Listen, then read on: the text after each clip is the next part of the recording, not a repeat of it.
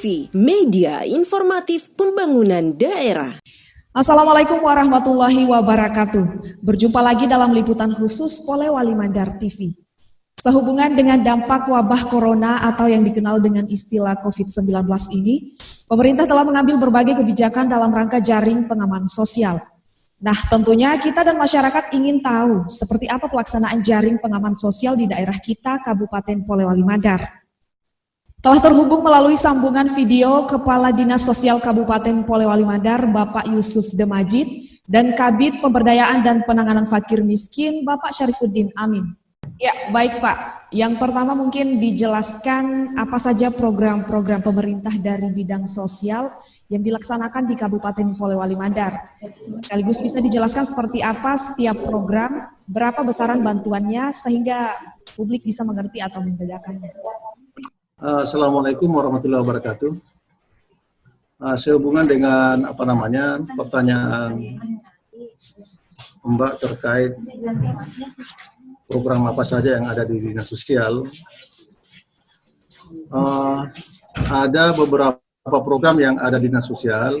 Pertama adalah program Keluarga Harapan (PKH), kemudian program Kartu Sembako. Terakhir ini ada lagi program bantuan sosial tunai dengan merebaknya wabah COVID-19. Jadi ada 3 program untuk sementara yang ada di dinas sosial ini. Terus dalam program PKH ini ada 7 jenis komponen yang diberikan kepada masyarakat yang paling miskin. Siapa penerima PKH ini adalah orang yang paling miskin.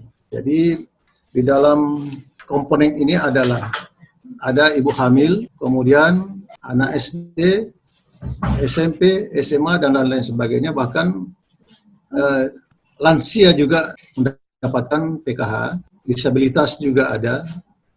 Jadi ada 7 komponen yang harus mereka terima bagi masyarakat yang miskin. Kemudian selanjutnya, penerima rastra, yang dulu kita kenal rastra, sekarang berubah menjadi BPNT, terakhir menjadi bantuan sembako. Ini diperuntukkan bagi masyarakat yang taraf hidupnya miskin. Jadi tidak semua penerima PKH sembako tunai itu adalah anggota PKH, penerima PKH. Tetapi sebaliknya, PKH juga menerima bantuan sembako. Tinggal nanti bagaimana kita melihat kondisi-kondisi yang ada di lapangan berdasarkan dengan data. Karena data kita ini adalah data yang by name, by address. Kemudian yang menjadi permasalahan sekarang ini karena program yang baru ini masuk dengan adanya COVID, ini program bantuan sosial tunai. Ini tentu membutuhkan processing data, karena ini termasuk pengusulan baru. Mudah-mudahan dalam waktu singkat ini, paling tidak besok, ini data harus rampung semua. Dan alhamdulillah, semua desa yang ada di Kabupaten Polewali Mandar ini kita sudah melakukan kerjasama untuk mendapatkan program bantuan baru untuk bisa mendapatkan bantuan sosial tunai. Itu saya kira, Mbak. Ya, menyimak program-program yang telah Bapak sampaikan tadi. Dari segi data penerima bantuan, berapa banyak jumlah penerimanya, kemudian apakah Dinas Sosial sudah memiliki data penerima by name by address, atau bagaimana mencegah terjadinya tumpang tindih penerima di lapangan? Jumlah penerima program PKH itu 28.099 KPM. Terus yang dibantunya yang bantuannya diterima per 3 bulan. Sejak bulan April diterimakan setiap bulan sampai bulan Juni. Kenapa bertahap pembayaran ini? Karena ada aturan baru dari kementerian. Mungkin nanti saya bisa lampirkan, tidak usah saya komentari. Bisa nanti saya lampirkan untuk bisa lebih dipahami lagi bagaimana pengaturannya. Nah, terus selanjutnya penerima sembako murah 35.530 KPM. Yang bantuannya diterima sebanyak 150.000 per bulan dalam bentuk sembako. Sejak bulan Maret bertambah menjadi 200.000 per bulan dalam bentuk sembako.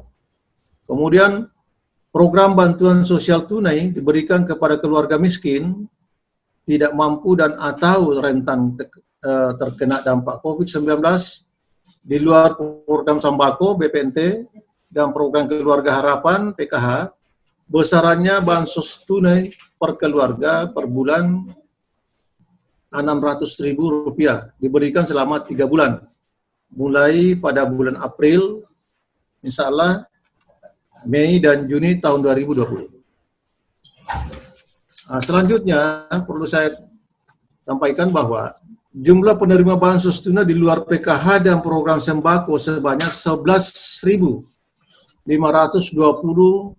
KPM. Dinas Sosial sudah memiliki datanya, dan untuk mencegah tumpang tindih, Dinas Sosial sudah membagikan aplikasi SexNG, Sistem Informasi Kesejahteraan Sosial, kepada semua kepala desa untuk meng-cross-check warganya yang tidak masuk di dalam DTKS. Kemudian, khusus bantuan sosial tunai, seperti apa tambahan yang ditempuh pemerintah daerah agar bantuan ini bisa diterima masyarakat, kira-kira bisa kita laksanakan akhir daripada bulan April ini, insya Allah.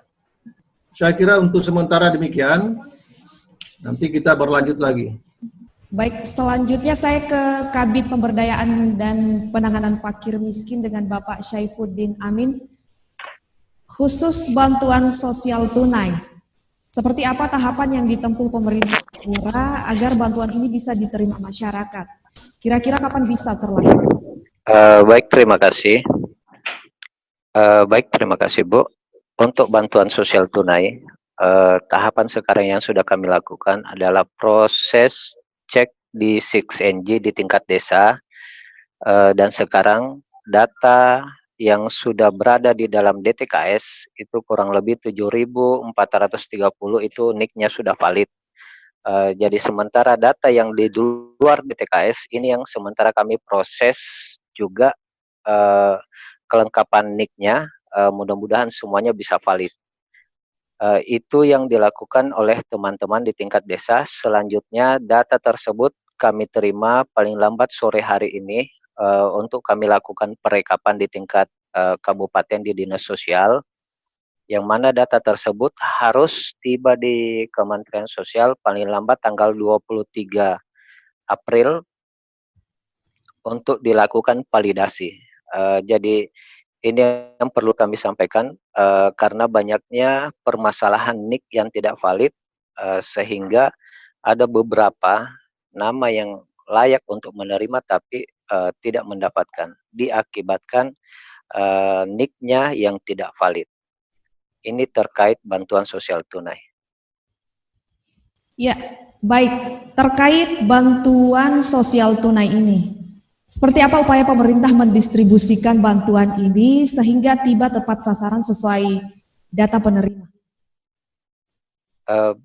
Untuk distribusinya, insya Allah kami sudah koordinasi dengan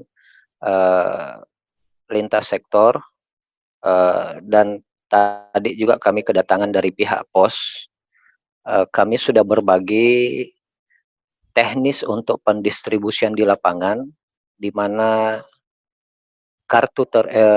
di mana dana tersebut akan diantar langsung ke rumah KPM. Itu yang akan kami tempuh dalam rangka wabah COVID ini. Jadi masyarakat tidak perlu lagi ke kantor pos untuk menerima, tetapi akan diantar langsung ke rumah mereka masing-masing. Baik, saya kembali ke Kadis Sosial. Informasi lain yang perlu ditambahkan oleh Dinas Sosial, misalnya koordinasi dengan Dinas PMD, mengingat di desa dilaksanakan pula bantuan langsung tunai dana desa atau yang dikenal dengan BLT dana desa. Ya, terima kasih. Jadi hal-hal yang yang perlu dibangun dalam rangka untuk menyatukan persepsi terhadap bantuan ini agar tidak tumpang tindih, maka kemarin Dinas Sosial sudah melakukan rapat koordinasi dengan pihak Pemdes untuk menyatukan persepsi dalam rangka penanganan bantuan yang akan dilaksanakan di tingkat desa. Persoalan ini sangat sangat sensitif sekali. Ketika misalnya pemberian bantuan ada yang double atau apa, itu bisa menimbulkan polemik yang sangat besar. Sehingga dibutuhkan perhatian yang serius dalam rangka untuk menyatukan persepsi untuk pemberian bantuan.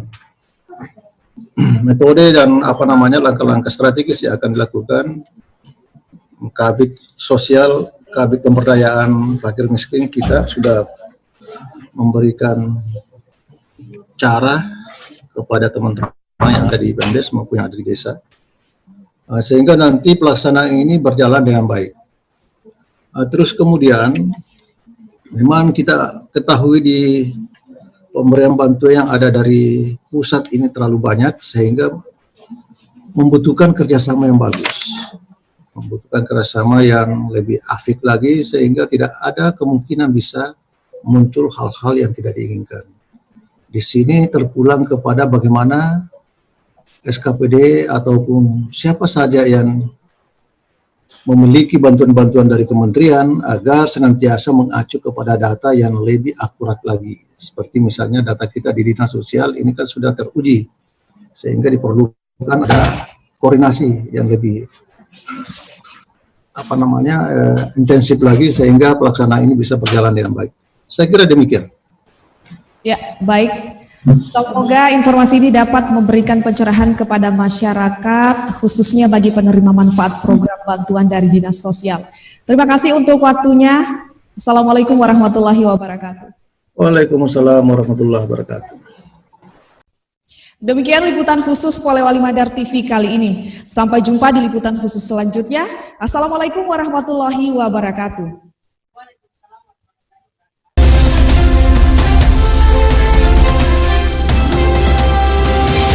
Polewali Mandar TV, media informatif pembangunan daerah.